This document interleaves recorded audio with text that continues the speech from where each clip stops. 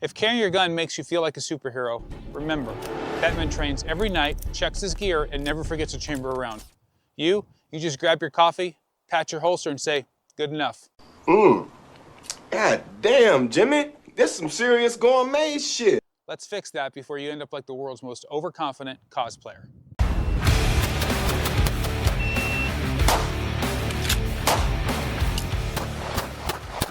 Hey folks, I'm Chris from Make Ready. Carrying a gun isn't a hobby or a fashion statement. It's a lifestyle built on responsibility, awareness, and repetition. Today, we're breaking down the 7 things you must do before leaving the house armed. This is your concealed carry pre-flight checklist.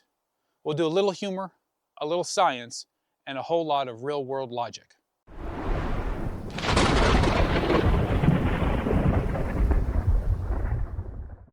Here's the problem. Most people who carry every day slowly drift from ready to complacent. At first, they're checking their gear like pilots running a pre-flight. A few months later, they're trusting memory, routine, and luck. In behavioral science, they call this the complacency drift. It's what happens when the brain treats safety checks as optional because nothing bad has happened yet. Same thing happens in law enforcement and aviation until it does. Think of your brain like gun oil. If you don't keep it fresh, it gums up at the worst possible time. Let's walk through your pre-flight checklist. These are 7 steps that make the difference between prepared citizen and the headline waiting to happen. Step number 1, check your ammo. Not all ammo is created equal. Some brands treat your feed ramp like Tinder. One bad swipe, it's over. Just because the box is 9mm doesn't mean your gun loves it. Different bullet shapes, coatings, and pressures all affect how your pistol cycles. Feed ramp angle and bullet profile affect friction and alignment. Tiny variations cause a failure to feed under recoil. So when you buy a new defensive round, don't just load it, prove it. So make sure you go out and do a live fire test. Your gun should trust your ammo as much as you trust your seatbelt.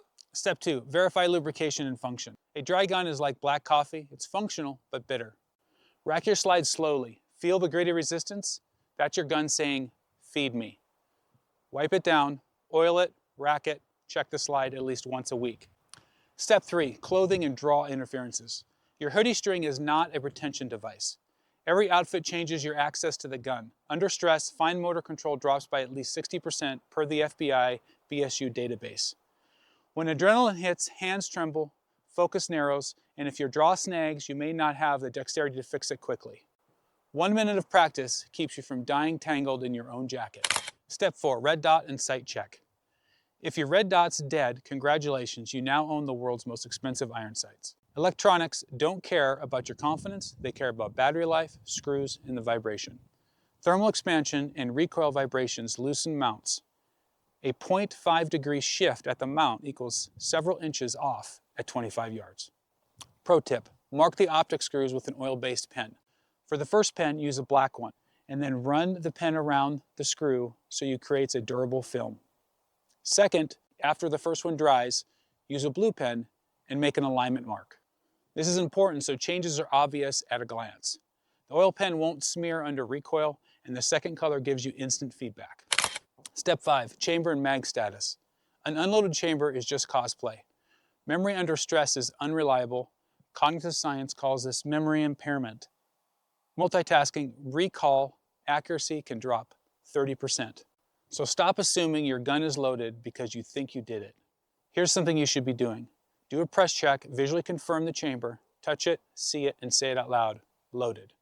If you carry condition 1, practice safe press checks during dry fire drills so the motion is natural and confident. Step 6, magazine and spare mag check. Your spare mag is insurance, but only if it's loaded and it's functional, and carried where you can access it under stress. Springs fatigue over time, and your retention and your followers behave differently. A magazine that works perfectly 6 months ago may be broke today. Count your rounds aloud when you're loading your mags, inspect the follower in the lip and the base plate. Cycle your mags through your gun periodically, and rotate your mags in service. Don't leave one as the magazine that's never been used. Practice magazine changes with your control hand and support hand transitions so muscle memory covers both. Step 7, mental and environmental check. Being armed is more than gear.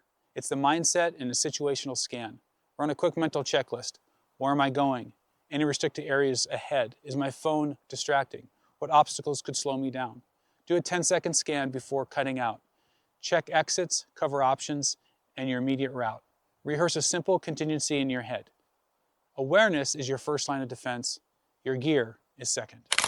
There you go, 7 short checks that can turn casual carry into competence carry. Do these every morning or every time you're leaving the house or your clothing change. It takes just a couple of minutes and dramatically reduce the chance of gear-caused failures when it counts. Train the habit until it's automatic. I'm Chris from Make Ready, and as always, be well, be safe, and keep training.